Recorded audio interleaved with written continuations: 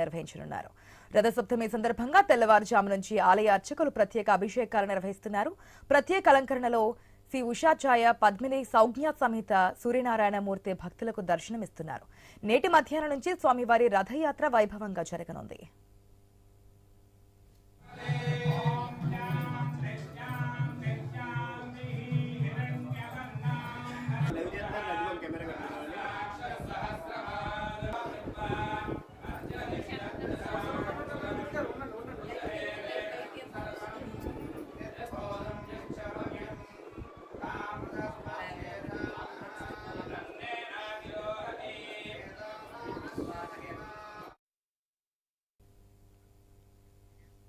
ఇటు ప్రకాశం జిల్లా మార్కాపురంలోని శ్రీ లక్ష్మీ చెన్నకేశవ స్వామిని రథసప్తమి వేడుకలు సూర్యప్రభ వాహనంతో ప్రారంభమయ్యాయి.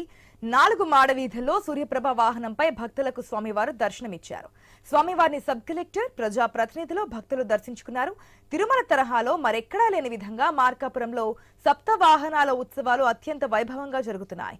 వాహనం వెంట కేరళ డప్పు వాయిద్యాల మధ్య మహిళలు సాంస్కృతిక కార్యక్రమాలు నిర్వహించారు.